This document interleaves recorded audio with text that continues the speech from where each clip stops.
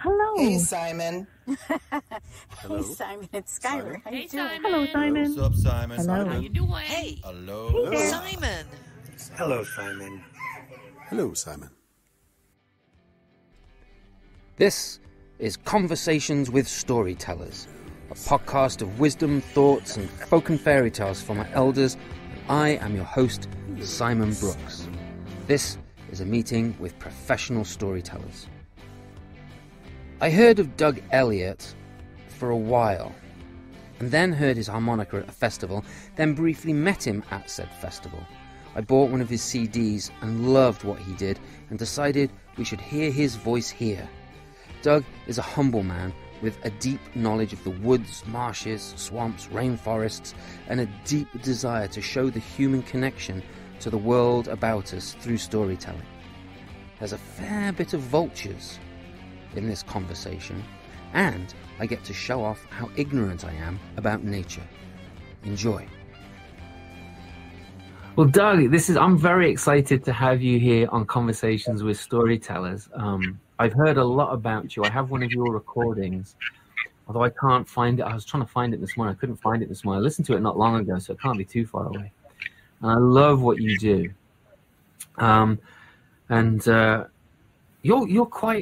You're quite an accomplished human being. You've got a ton of awards. In Wikipedia, it says that you were born in 1900, and so you're 122 years old, and you look remarkable for that age. Yeah, I now and then someone points that out to me. I don't quite know how to correct it. But you've done 9 CDs. You've recorded 9 CDs. You've done 6 books, I think. Your website says 5, but I counted 6 on Wikipedia. And you do basket weaving. You're a snake charmer. You're a whiz on the harmonica. I've heard you do that, and I can vouch for that. And you're a consistent blogger. And you've traveled all over the place, including South America. You've been on PBS, and you've been in the Smithsonian, amongst other magazines. I kind of get the impression that you're also a little bit like nature's Mr. Rogers. Is that true?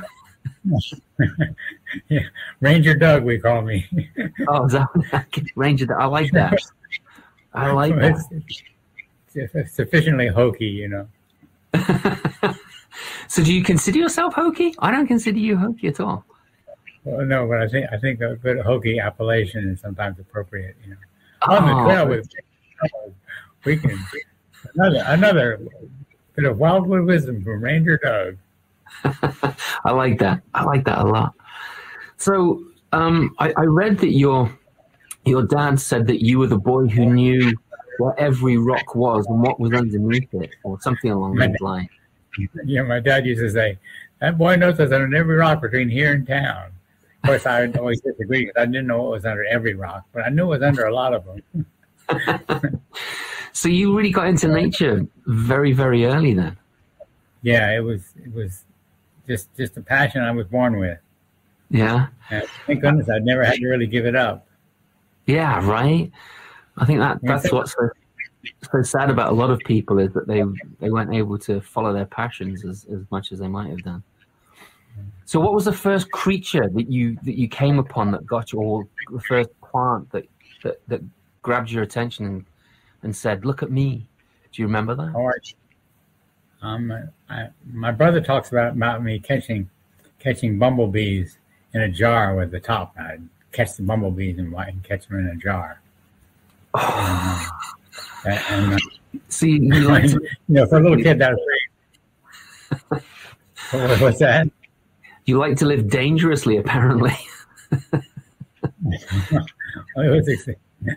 It wasn't too dangerous. Mostly they were in a jar and flew away when I let them go. Oh, that's good. That's good. I used to catch tiger swallowtail butterflies when they would go down into a daylily. They'd get down there and their head was covered, and I could go pick them up. Oh, wow. Watch them fly away. I've seen that you've illustrated some of your books, and I think you illustrate your CD covers as well. Did you start drawing at a young age, and did you start drawing all the pictures of the creatures and the flowers and stuff that you found? Yeah, it seemed like an affinity, and when I went to college, I figured I'm such a nature kid, I should study biology. He said, if you want to study biology, you got to have chemistry and math. And all of a sudden I realized I better change majors quick. So I became an art major. And of course, art doesn't really inhibit anything. So it really enforced the discipline. So I was able to illustrate all my books. Oh, I had no idea about that. That's really cool. So what kind of artwork? Tell our listeners who haven't ever seen your artwork what your artwork, where your artwork came from, and what it embodies.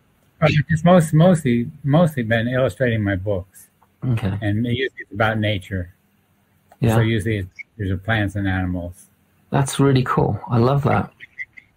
Now, how did you get into storytelling? Were there storytellers in your family growing up?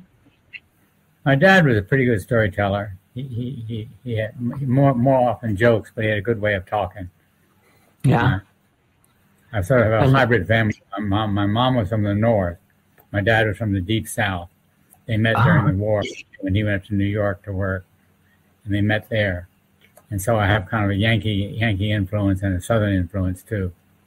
It's not a bad influence to have at all. That's kind of cool, really, I think. Keep me balanced. So as people say, you're just a half-breed. I like that. That's funny. So where did you grow up? Did you grow up in the north, or did you in the east? Well, they compromised. They grew up in Maryland. Oh, okay. And they like boats and they like sailing. So I was raised on an estuary of the Chesapeake Bay. So that was a perfect place for a nature kid because it had fish and crabs and boats and woods and swamps and everything a fella could want, you know. Yeah, right? That's amazing. And it has Chesapeake Bay has one of the largest coastlines because of all the ins and the outs and all the little nooks and crannies, right? Yep, I lived in one of those nooks and crannies. Which one, if you don't mind me asking? It was called the Severn River. It's the same river that Annapolis is on. Okay. And they spell that like the number 7, or do they spell it like the English River Severn with an R in it? Like the English River Severn. Oh, Severn. really? Yeah, SEVERN. I think it's named for that. Okay. Right. Oh, that's fascinating. I didn't realize that. I need to do some more geography, apparently. Oh. So what kind of boats did you sail? Well, we had different kinds of sailboats and rowboats that we used for a lot of fishing and crabbing. You know, I think in some ways it was a precursor to what I do now. Is I'd be out in the swamps or along the river and trying to catch things. And there was a couple of kids that were just a little older than me, and they were a little bit rougher kids, and they were kind of right from around that area. And they tell me, oh, you know, when you grab the crab net, you come and swoop from above, and you swoop down and pull it towards you. You don't try to push it against you. And they showed me how to hang out in the swamps and catch snapping turtles. And I think that whole experience of just realizing that there are a lot of local people have a lot of deep knowledge about the environment they live in. And I think I've been searching out local people who have a deep connection with nature ever since. And that's probably why I'm in North Carolina. I often say that where I live now is it was the biodiversity and the cultural integrity. Like where I'm sitting right now, about 40 miles. I'm about 40 miles from cotton fields, like you might see in Mississippi. But I'm also about 40 miles from spruce fir forest, like you'd see in New England. Oh, wow! And of course, the people that live back in these hollers were a little less touched by modern civilization than a lot of areas, so they have a deeper connection with the natural world. So to me, it's been a real pleasure and an honor to get to meet some of the old timers and learn how they made a living in this environment. And you, from what I've read, that you've also made a living from nature, right? As an herbalist and as a naturalist. Certainly. I certainly forage a lot of food. Right now, I happen to be married to a wonderful gardener woman, and she raises a whole lot of our food. That's great. So when you were meeting with these old timers, did you is that where you first heard like traditional Appalachian storytelling and stuff like that? I guess in some sense that's true. You know, but just most people are telling stories about their lives. That's kind of what I do. I just try to live the most interesting life I can think of, and then tell stories about it. But you also tell a lot of folk and fairy tales. You wrap it all up together. You're very much a blended storyteller, I feel. Just a little bit of traditional tales when they fit in with whatever I'm talking about. That's okay. I love it. To me, what's really interesting is the human connection to this miracle of creation that we're all a part of. The human connection to nature. Any way we can connect. So you know, this plant, can you eat it? Well, if you can't eat it, well, can you use it for medicine? Well, you know, can you take it apart and make baskets out of it? Can you looking for points of contact with this miracle of creation? I would think the best way to understand the Creator is to study creation. Well, I would agree with that. Definitely. My dog Mo and I, we go for a lot of walks, but we have a myriad of forests and woods, very, very local, not just to the town, but also not too far away from here. So we're always getting into the woods and finding all sorts of wonderful things. In fact, this year, in our back garden, for the first time, I came across, what's it called? Jack in the Pulpit. Yeah. They're amazing. I mean, I've heard about them before, but I'd never seen one. And when I was posting online about the trilliums and the lady slippers, someone said, have you seen any Jack in the Pulpit? So I looked them up. And then as I happened to be in the back garden working on some of the stone wall there, I saw this plant, and it was a Jack in the Pulpit, and it was just so exciting to see such a magnificent plant. Well, you know, it is a magnificent plant, and you know, you can get me started on that if you want to. Sure, go ahead. Jack in the Pulpit. You don't need to post a picture of it, but you know, there's Jack, that little. I guess it's a spadix in the center. There's Jack in his little covered pulpit, and he's preaching. He's preaching about the hellfire down below. And it turns out if you ever pick up a Jack in the Pulpit root, sometimes they're called Indian turnip. Okay. And the Indians actually used to make food out of it, but they would process it with a lot of heat. You take a bite of it raw, it'll burn your mouth like crazy.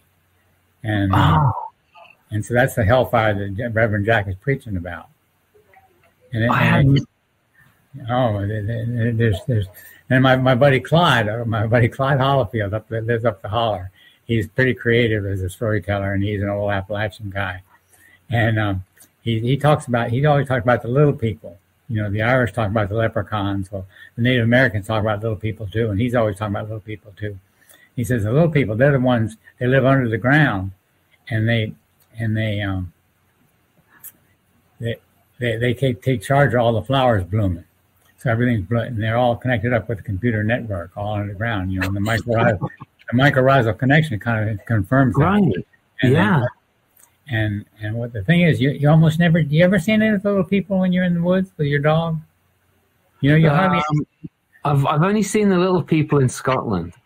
Oh, well, okay. Well, they're really hard to see, you know, because they live underground. But the reason is, but he says, you know, when you walk down the trail, sometimes you step on a rock, and it kind of rocks a little bit.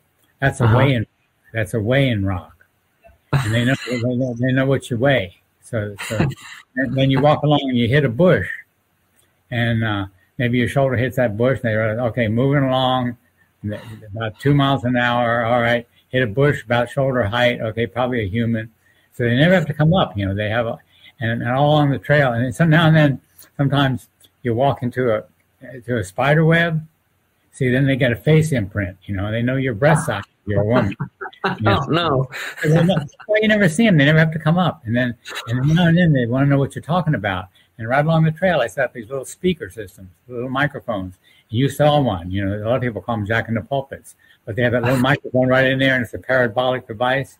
So they can hear anything you're saying. And if you want to play a little goof on them, just go yell at one of the Jack in the Pulpits. You know, if you're ever just overwhelmed with the beauty and the nature, you just tell them about it. Tell them how much you appreciate it, and they'll hear you. No, I do tell the plants and the trees how much I appreciate them when I'm out in the woods. That's for sure.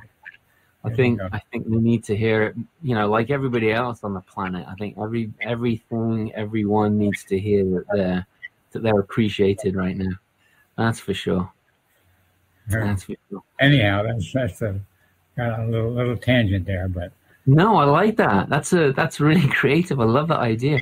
And of course, science is catching up with a lot of the native lore, right? About the interconnectedness with everything, with that network that's underground. Sarah was reading the other day about how two mushrooms that might be 5 feet apart from each other are not actually two separate mushrooms, but they're the exact same mushroom. When they do DNA samples of them, it's the same mushroom. It's just, it's like our fingers. If our fingers were to poke up out of the ground, they're not separate plants. The largest living thing, there's been that whole thing about what's the largest living thing, and someone said it's a blue whale. Someone says it's not a blue whale, it's a sequoia tree because it has more roots and all that. And someone says, well, no, it's not a sequoia tree, it's an aspen tree. An aspen tree, a big one would be about 1 foot in diameter. How could it be the biggest living thing? Well, because it puts up root sprouts, and so then you're going to end up with a whole area of many acres. It's all the same tree.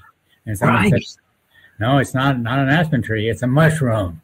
A mushroom, how could it be a mushroom? And just like what you're talking about, that they found these armillaria mushrooms out on the west coast in this big forest preserve.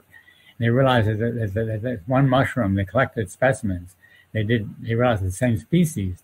Then they did genetic testing, realized it was the same mushroom. They realized it covered like 2 or 3 miles. And and to me, what that said, one of the things that says, it says, so your neighbors call you up and say, hey, look, the chanterelle mushrooms are up. Go out and see if you can find some in your woods. We could all be out in the woods filling our basket with the same mushroom. Whoa, what a giveaway! This miracle of creation we're all a part of. Yeah, it's incredible, isn't it? Yeah. Yes. So your love with plants and everything, and nature, and animals, is that what took you to South America, or was that something different? Well, that's always a part of the theme, but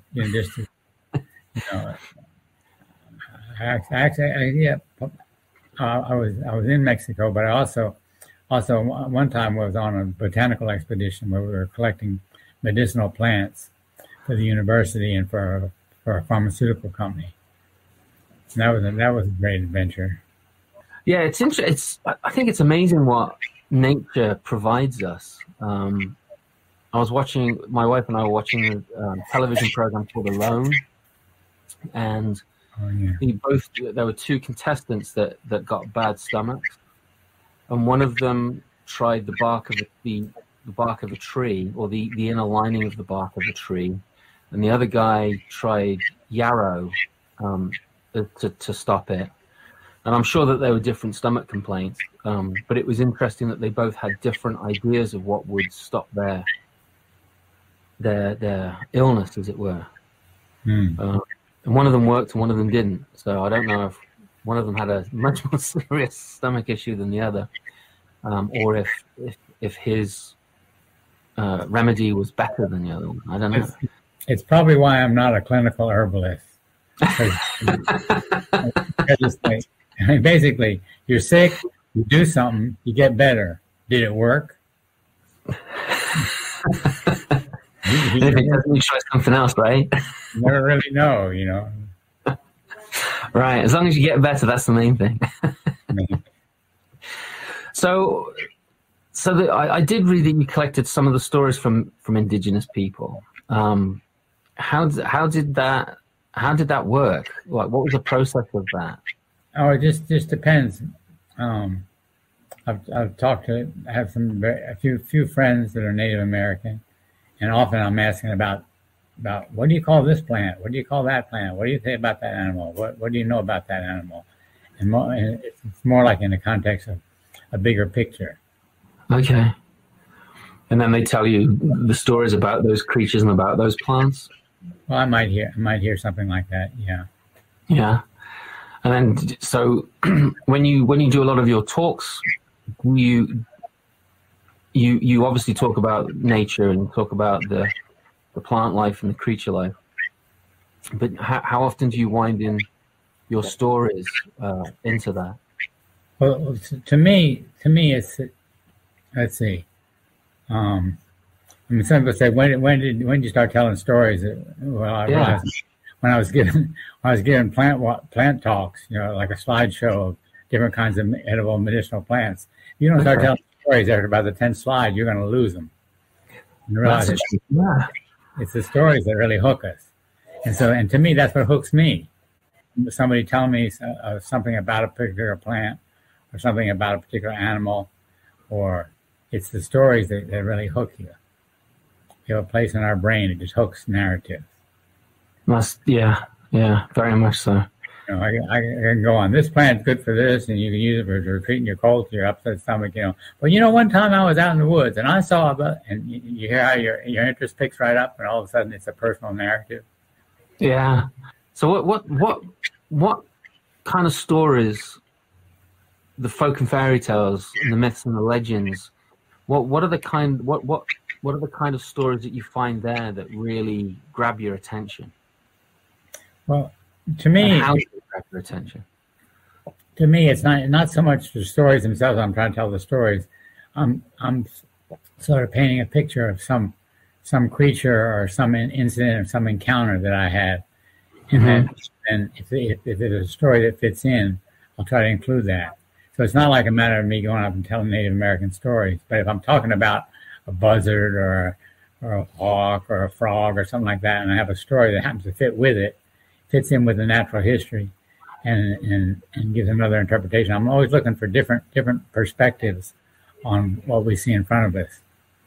Right. That's really cool. Say something like a vulture. You think of this vulture as this kind of ugly bird with a naked head that eats dead things. It's kind of disgusting looking. And then all of a sudden you find out that among certain Native American groups, the vulture is seen as a totem animal for a healer, because a vulture reaches into death and disease and comes out unharmed. And that's what any healer needs to do. So realize, that. And another Native American guy told me that a vulture is called a peace eagle because it doesn't kill things. It eats things that are already dead. So here's a bird, a symbol of one of the highest values that humanity has.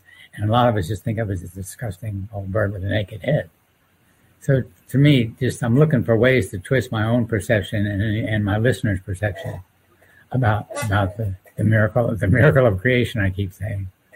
Yeah, no, I'd never thought of that. And up until this moment, I was in the category of like the bird that was hit with the ugly stick. Right. The smelly, disgusting, horrible-looking creatures that kind of like give me the creeps. But with that perspective, as the healer, I love that. That's so cool. Yeah. Now I'm going to have to look at them in a completely different way. There you go. See, it's working on you now.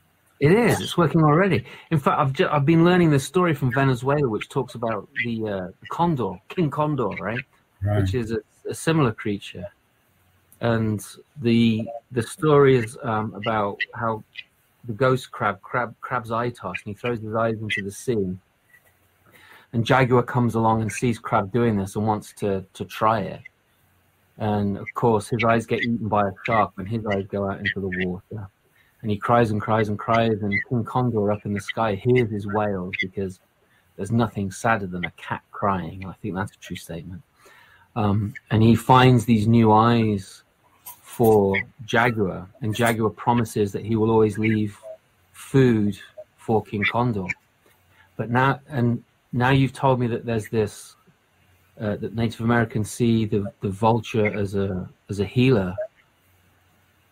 Now I totally make this connection with this story that I tell, because King Condor goes out and finds this tree resin that he makes into eyeballs and gives to Jaguar, and Jaguar can see better with these new eyes. So he's totally a healer in that particular story. Mm-hmm. That's amazing. That's so cool. That's giving me a whole new perspective on that story. Oh, I have a lot of buzzardology. I have a whole probably 45 minutes of buzzardology. You'll hear some probably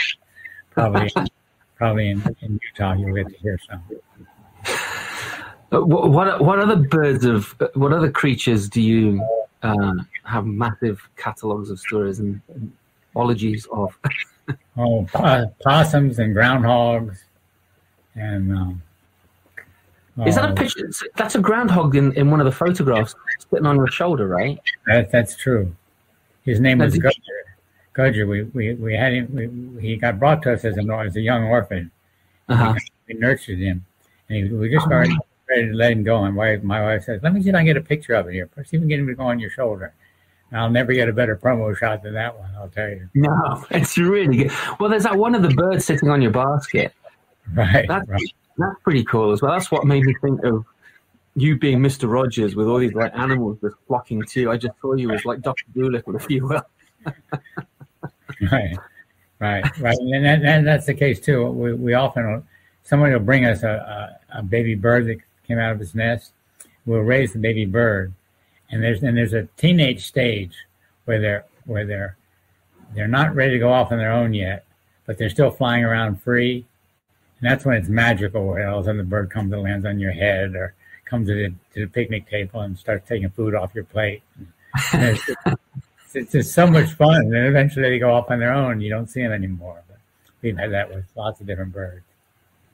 I've got a question for you, actually. I remember when I was a kid, we had these swallows, and one of them hit our window, and it was still alive, and we looked after it until it was like, not stunned anymore. Before it like flew off, it circled the house, the property, a couple of times, and then took off. Have you witnessed that when you've raised birds? Is that a thing that they do, or am I just imagining that? I don't think it's necessarily a thing they do, because for a while they're coming back to get fed. Sometimes they sit up in the tree and they expect like Mama Bird to come up and feed them. Right. Like, you got to come down. We ain't feeding you up there. I don't understand why you don't fly up there and feed them. So that's maybe that's their way of like they're circling around like, yeah, they're not going to come and feed me anymore. It's time to go. Just know it. That's funny. I like that idea. That's a good one.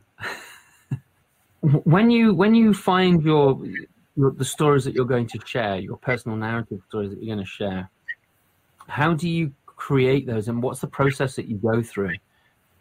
Okay. Yeah. Okay. So, I would say it starts with an incident, an encounter, a problem, or a question. All right. So something happened. Like I'm out in the woods, and all of a sudden I see something, and all of a sudden this critter is doing something. Well, what is it doing?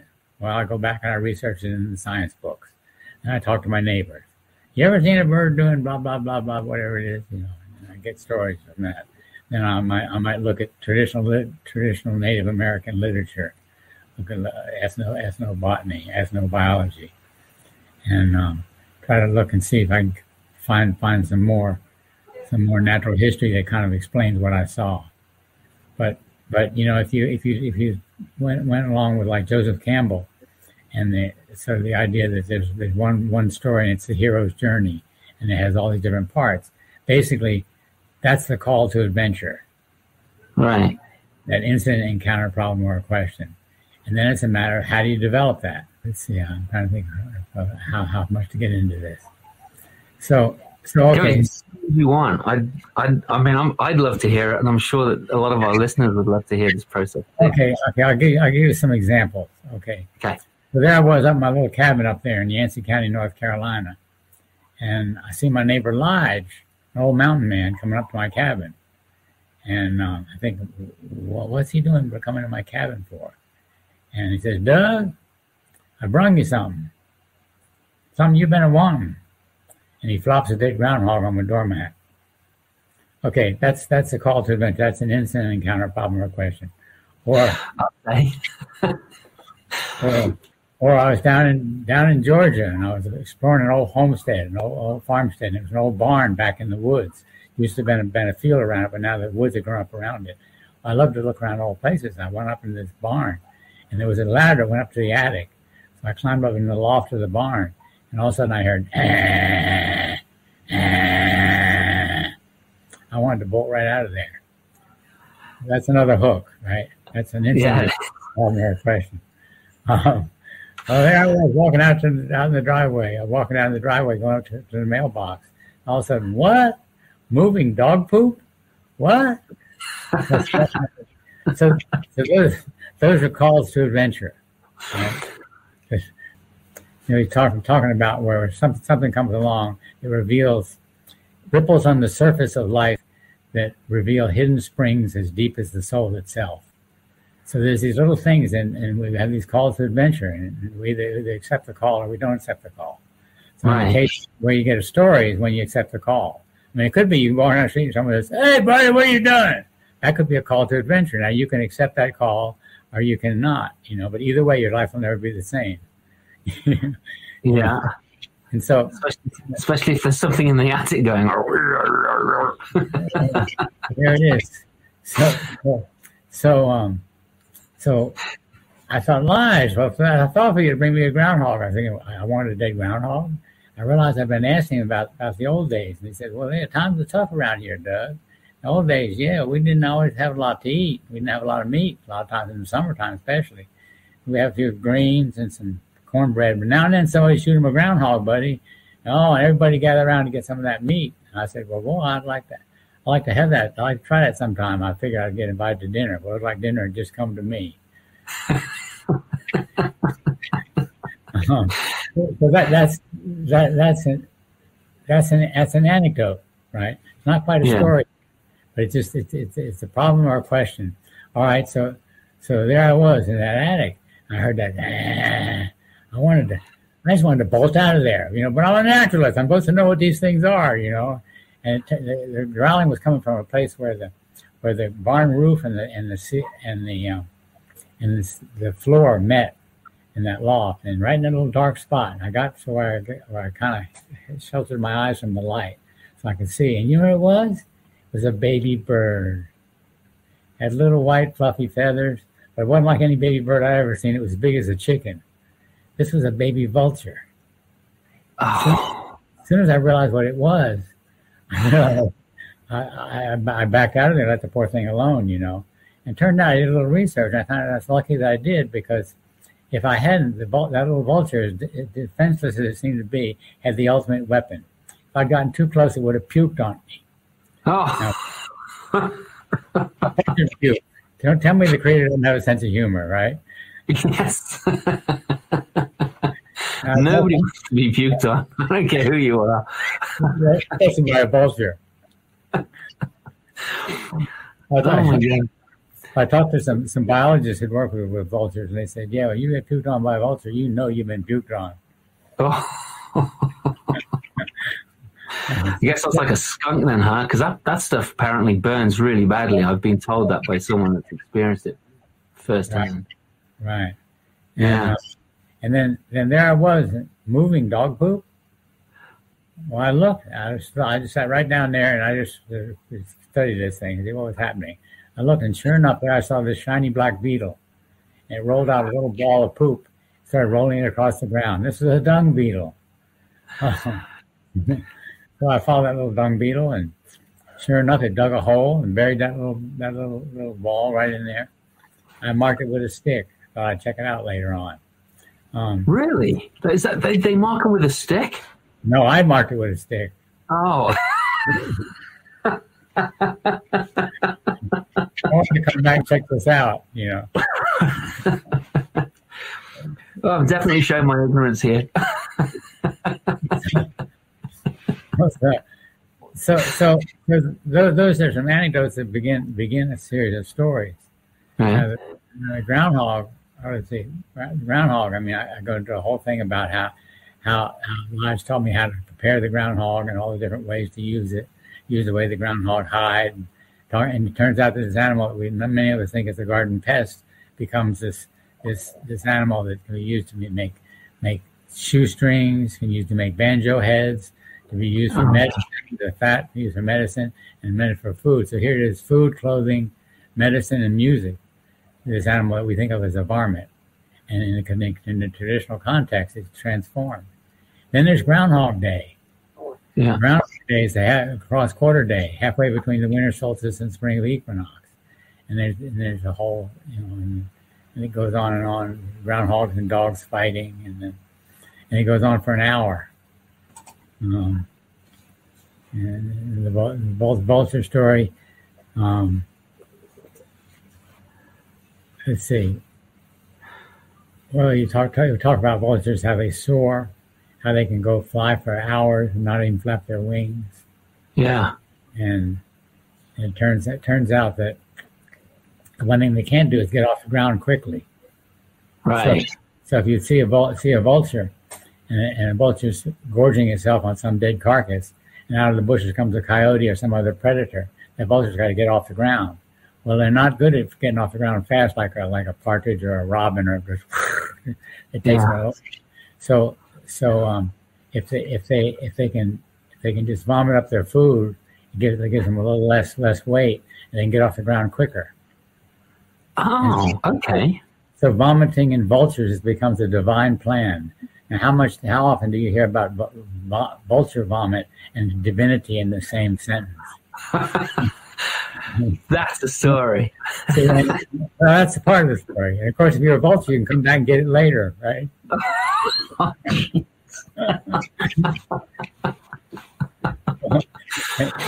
then that little dung beetle rolling a ball of poop across the ground. You realize that this is like a ball of poop to you and me, but to this little insect, it's a sacred sphere of potential. Okay. It's got to lay its egg in there, and the baby will hatch. And so this is especially special. So not just a ball of poop. That's incredible. Nature is amazing. All and in of itself. It's I'm constantly at marveling at. And of course, the dung beetle also. If you look into Egyptian lore and culture, it's the sacred scarab beetle, is what rolls the solar disk across the sky. Oh right, yes. And so here and some people have speculated that the Great Pyramids are actually just stylized camel poop, and then inside this poop, this big structure, that's where the king was in his sarcophagus, ready to be reborn. Right. Oh my gosh, that's so cool. And so then you think here's a culture that's based on burying poop in the ground as a source of new life. Yeah. Anybody who's a gardener knows that, right? Right, absolutely. So it's again just twisting your head around, and there's lots of stories and humor that comes in with it, as you can see. Oh yeah, absolutely. I love that. That's amazing. That's really cool. I like that a lot. Yeah, I got a question for you regarding vultures, though, because I heard that if a vulture makes a nest somewhere, it's really, really hard to get rid of them. Like it becomes their roost forever. Then. Is that a true thing? I don't know. Oh, I gotcha. Something as big and ungainly as a vulture just can't just make a nest just anywhere. Right. And I've been in other houses since then and seen other vulture nests in other old barns, abandoned barns. Sometimes in a rock cliff. And, probably a tree house, with a flat platform up in the tree. Right. Perfect place for a vulture. Now, I would imagine you can just, sleep out there and chase the vulture away every day, and eventually it would give up. I was talking to my old mentor, Theron. He'd moved to a new area, and he met this old guy. He said, ask him about vultures. And he said, you have them old buzzards. They don't got a butthole. He says, they have to puke it up. and that's kind of an all country belief. They thought that vultures didn't have a normal excretory organ. They just ate for a while and puked it all back up. Oh, wow. That's interesting, yeah. I can see why people might think that. Right. Yeah. I remember saying, them buzzards ain't got, turns out, how they lay eggs then? He said, I like to see them buzzards burping up them eggs. actually heard that conversation. It's pretty outrageous. That would be a conversation I'd like to hear. That would be phenomenal. I love some of those old conversations. So how did you get into, I'm going to change the subject just a little bit. How did you get into basket weaving? Well, what else can you do with these plants? Some medicine. Fair dinkum. How else can I connect to this miracle of creation, you know? Oh, you can take them and weave them into things or fold them up and things. An old mountain man one time, he had these bark baskets hanging on his porch. I said, what's the story on these, Paul? He says, they're berry baskets. I said, berry baskets? He said, yeah. He said, say you're out in the woods somewhere and you come on the awfulest side of huckleberries or blackberries that you ever saw. You'd love to take some home, but what if you ain't got nothing to carry them in, he said with a twinkle in his eye. And he said, you ever tried to carry home a pocket full of fresh blackberries? You only do it about once. And he said, well, if you know how to make your bark basket, you take the bark off the tree, fold it up, and you can carry them berries home. And I was just entranced with that way of looking at the world. You know, you need a basket, so now make you one. So to me, it's just a matter of seeing art come from these vines and twigs and saplings. That's amazing. That's so neat. Yeah, I'd never thought of that because you couldn't you? Well, if you were careful not to damage the tree that you were taking the bark from. Well, usually that damages the tree. Well, yeah. Wow, that's. So how many? So do you teach that? Because I know that you teach. Yeah. You do a lot of teaching with your herbal work, herbal work, and also your naturalist work. So do you also teach the basket weaving? Yeah. Wow. We taught 2 or 3 classes. We taught probably, we taught 50 people how to make a bark basket this spring between my son and I. My son's kind of taking the ball and run with it. Oh, he is? Is he also a storyteller? He used to compete in the youth storytelling thing. Oh, that's cool. He hasn't really worked up a repertoire yet, but he's got a lot of stories. Well, yeah, sure he does. So did you used to take him with you to Jonesboro and other festivals and stuff like that? Oh, sure. So he's been really steeped in story as well then. Oh, sure. That's really cool. Is your wife a storyteller? She is, but she's not a public storyteller. She's the kind of storyteller that when you're having a cup of coffee or a cup of tea or something, and she'll that's really neat. Porch storyteller, is that right? Back porch. Back porch, not the front porch. That's an interesting. That's interesting that you say that.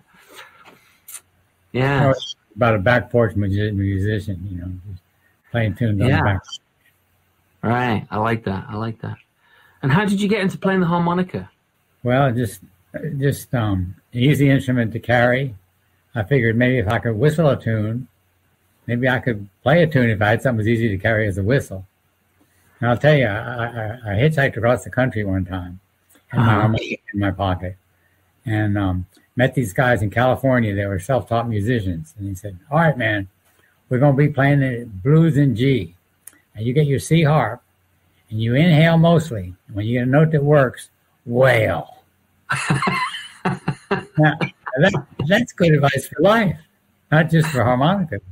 You get a note that works, wail, right? That's what we're all trying to do. You know? That's true. That is I'm going to write that down. I think I might use that as your tagline for this show. Get a note work. With the harmonica, they only got 10 holes, and all the musicians got a tune to me. So that fits my level of musicianship. Well, I'm a drummer, so there you go. I'll say no more. There you go. So have you played with many bands, or do you just mostly play for your own edification and to augment your story? I get in on jam sessions anytime I can. Yeah. And lately there's been a few young guys that have been thinking it's a good idea to back me up musically.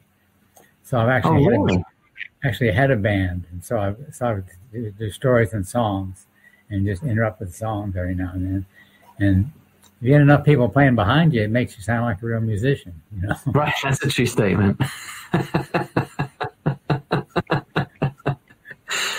That's really cool. How often do you do that? Whenever I have a chance. I mean, yeah, I did about four weekend programs this June, I guess. That's not too bad. That's not too shabby. That's one every weekend, pretty much, right? Yeah, we had a good time. I work with my son, and so he's a naturalist too, and so we do nature walks and stories on the trail, and little evening campfire entertainment at some of these gatherings. So that's really. So does he play a musical instrument? He's a fiddler. Oh, nice. So even when he was a little guy, he actually performed in Jonesboro with me a couple of times. Really? Yeah, we used to do an Arkansas Traveler routine. Oh, nice. He could be the smart alecky kid. I wanted to do a riff on that, the Arkansas Traveler. I wanted to do the New Hampshire Traveler, and I was going to do the stranger that got lost, and I was going to have some like native New Hampshire do the other part, because I thought that'd be kind of fun. That'd be great, yeah. The dumb tourist I would be. What lights your eyes up most? What gives you the most satisfaction in what you do? Oh, I guess to me, I'm always so honored that people actually show up to listen to me mouth off. They even pay money. It's just awesome. To me, I just feel so honored. I guess that's what gets me. Just the feeling the appreciation. And do you have a favorite audience, like age group or anything like that, or do they all offer something a little bit different that you equally appreciate? I guess my favorite audience are sort of people like me that they already have a little natural history context. They're living close to the land. And I go to some of the what they call earth skills gatherings, where people that are interested in looking at other ways to relate to nature, and they do flint knapping and hide tanning, and I do things on useful plants and basket weaving, and so. And then that's a good place to plug in my storytelling. And you're with kindred spirit there as well, right? Like minds and all that. Yeah. That's how I feel when I go to storytelling conferences and festivals. We're with our like-minded people. We're with our tribe, right? Right. Do you have a favorite story from childhood that you remember? I don't know if I really do have a particular one. Yeah. My mom said that my dad, when she'd be working with me and my brother all during the day, and then my dad would come home and she'd tell him about what we did, and he'd tell a little story about the little boys who lived on the Severn River, and he would just kind of tell what he heard from her about what they did, and maybe get creative a few places. I suppose that was pretty engaging. I tried that with my own kid too. It worked out, That's neat. That's neat. Is that a dog I hear in the background? That is. In fact, I'm gonna let the dog out here. Okay. All right. What kind of dog you got? A little terrier type dog. Yeah. Supposed to be a dog. Supposed to eat the voles in the garden. They're problematic. And it doesn't. Well, it gets a few, but not as many as we'd like. We were invaded by chipmunks this last week. And so we were reading up, and I cut my hair. I buzzed my hair along the back and the sides because we read that they don't like human smells. And I sprinkled my hair in all of the holes. So I'll let you know if it works or not. Chipmunk, have you heard that? Chipmunk, oh chipmunk, what makes your cheeks so round? I've been gathering seeds and nuts, going to storm my hole in the ground, Lord. Storm my hole in the ground. When you went to Central America, what were some of the most interesting things that you discovered there? Well, let's see. I mean, I've been to Latin America a couple of different times. Mm-hmm. When I was doing that in Mexico, that plant gathering expedition, we arranged to get flown back to the biggest virgin area in Mexico. Right on the Guatemala border, and we made a camp there, and we collected plants for a month, and we borrowed a dugout canoe, and we did things. I heard that in a rainforest, all the action, all the life is really in the trees. So I worked out a way to climb up this tree, and the tree was like a wall. It was so big. Wow. And the first branches started at 100 feet. And I somehow managed to get myself up to the top of that tree. And once you got on 100 feet, the branches all came out, and you had to push your way through the bushes to walk out on the branches because there was so much growth up in the tree. Oh, wow.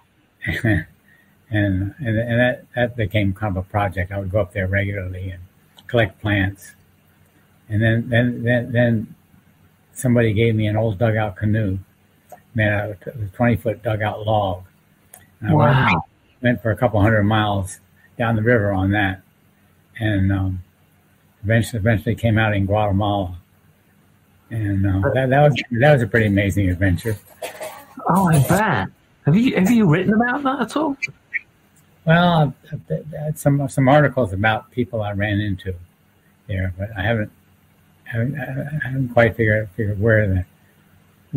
how to pull that narrative together. And I told a little about, I did a fishing CD, and I talked about trying to learn how to fish in that river, and why the fish wouldn't bite worms, and they wouldn't bite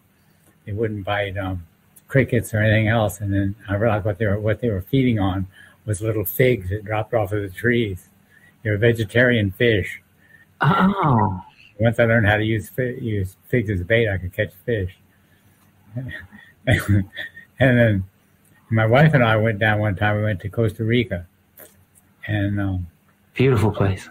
Yeah, we ended up on the Atlantic coast, and we were starting. We kind of somehow or another had like a last minute chance to get a ride out to this national park on the beach, and so we didn't end up with much cash. So we were kind of trying to figure out how we were going to get enough to eat. And there was a little village there, and there's a woman that would cook, but I thought, well, I was hoping we could get ourselves back into the jungle like we did in Mexico, but we really couldn't really work that out. And so I said, well, here we are. There's always coconut palm trees. Let's make coconut palm hats. So we started making coconut palm hats, and these boats with Costa Rican tourists would come up the river. Oh, qué bonito sus sombreros. ¿Cuánto cuesta? How much are your hats? Well, so we started selling hats to the tourists. And then they gave us some money to buy food and buy meals at the local woman who would cook meals. And then a Peace Corps volunteer came and said, these people live out here. They live off of turtle eggs and lumber, and it's just kind of like a boom town. Said, I'd love to get some other activity. They got tourists coming here. They don't know what to do with the tourists. Can you teach basketry? So we ended up teaching coconut palm baskets to a whole little group, and left them with the knowledge of how to do that. And since that time, we haven't been back there, but other people have been to that area, and there are people still selling those hats. And it's fun to think that we might have actually introduced that craft to that area. Right. That's amazing. That's really neat. That's so cool that you're able to do that. That's a nice gift to give back after finding all the native plants and learning from them. That's a really nice circle that you created there. So the books that you've written that I've seen are a lot to do with herbology and natural history. Is that right?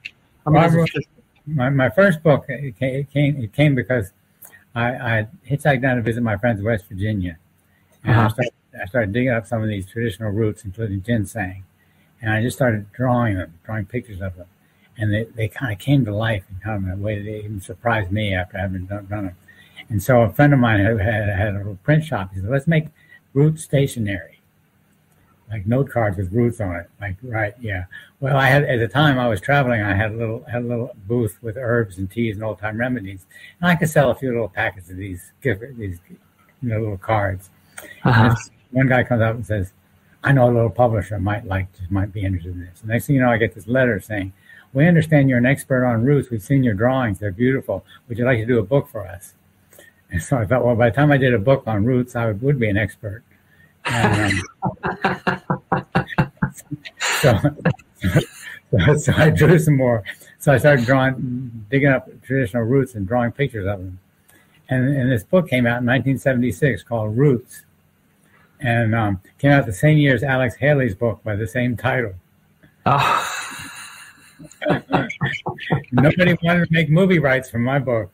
That's a shame. The plot was kind of thin, So, but basically, I kind of look for little narratives that I could tell about these various medicinal plants. They are known for their roots. And that was my first book. And then I started doing magazine articles. And realized that after the magazine comes out, people throw them away and it's done. So I cut and pasted back in the days when we used scissors and glue. Right. And I pasted up a whole bunch of articles, made a little homemade book called Woods Lore. And then a New York publisher got in touch with me about this one called Wildwood's Wisdom: Encounters with the Natural World, which kind of deals with the natural history and the stories and just basically the stuff that I do. Okay. And then another book, we did another one called Swarm Tree, which is sort of using bees as a metaphor, and then more of stories and encounters and epiphanies with nature. And there's a little song book with songs and stories from nature. That's basically that's most of them. Wow. So the songbook, are those songs that are traditional songs, or are those songs that you created? Almost all traditional. Yeah, and then a few of your own. That's kind of that's kind of the magic to me is what these old songs say about the world that we live in. Right. So have you got any new projects that you're working on right now? Oh, just refining material and just thinking about. I go to so many of these gatherings that it's a regular thing where I go every year to several of these gatherings. So to me, having fresh, different material is important because I don't want to do the same old stories. So it keeps me working on material and looking for new ideas. That's good. So have you found any recently? Have you found any new ideas? Well, I've been working with this concept of early one morning in the spring, I see this cardinal out, and they're singing, and they have a very, very piercing call. Often, pew, pew, pew, pew. This one's going. What cheer? What cheer? What cheer? What cheer? And it's sitting there right by the window on this beautiful blooming redbud tree. And all of a sudden, the cardinal turned around and smashed itself right into the window. Went back, sat back down on the branch again, and started singing. And then went and hit the window again, and again, and again. This wasn't the accidental kind of a mistake that kills many birds. This bird was braced for impact. This bird saw its reflection in the window and thought it was an intruder in its territory, so it started fighting its own reflection. Wow! Now, nature is there as a teacher. What are the lessons that we need to learn from that? That's my recent call to adventure. Okay. And have you come up with an answer to that yet? Well, one thing is know yourself. Yes. I put a blog out about it. Oh, I have to read that. Yeah, because you're quite a blogger. I was looking at your website, and you blog pretty regularly. Well, like once a month or so. Well, hardly, but. Well, but it looked like it to me. Compared to me. Yeah. It's all relative, right? Right. Yeah, I'd like to. Sorry? I'd like to say it's once a month, but it's really more like once every 2 months. That's not bad, though. That's better than I do. And I'm assuming that your blogs, I haven't read any yet, but I'm going to dip into them. I'm assuming your blogs are far more interesting than mine. So one of the good things I know that's happening this year is that you're going to Timpanogos again. That's true. In Utah in September, and we're not going to be performing together, but we'll both be there at the same time, which I'm really excited about. have you got any? What are your plans for that? Our plans are, to do the program. What's that? You show up and tell stories? Yeah, that's my plan. my son and his wife are going to come with me, and he'll help me with some tunes. So I think Sam Payne's going to... Todd, I play harmonica, Todd plays fiddle, so it's like two lead instruments. We need somebody to hold us down, and so I think Sam Payne is going to help play on some of the tunes. Okay. I can bang along my drum if you want. Well, we might take advantage of that. Yeah, if we're free. So you're telling with Tim Lowry, I see, and who else are you telling with? And Josh Goforth. You're telling with Josh Goforth. That'll be fun. Yeah, absolutely. Yeah, he lives not too far from me. Oh, really? So do you get to hang out with him every once in a while and kick out some tunes? I'm not quite that level yet. I don't know. I haven't. Actually, he has worked with me on a couple of tunes a couple of times. Yeah, he's amazing. I love. When I first heard him, I was blown away by his storytelling, and his musical ability is just out of this world. I love the stuff that he plays. Yeah, he's totally awesome. I think it's going to be a good festival this year. Some really good people out telling stories. Donna Washington's going to be there. Megan Wells is going to be there. Like Tim Lowry, like I said. Right. And who else was it? Willie Coughlin's going to be there. Reggie Carpenter. And Lynn Ford. Oh, my gosh, Lynn Ford. I'm excited to tell ghost stories with her. She's doing ghost stories with her. Do you tell ghost stories? Hardly at all. I'm thinking there's got to be a way to have a vulture ghost story, like two vultures standing side by side telling each other ghost stories. I think that would be kind of funny. Hey Doug, I really appreciate your time with me today. I know that you've got stuff going on, and thanks so much for joining me for Conversations with Storytellers.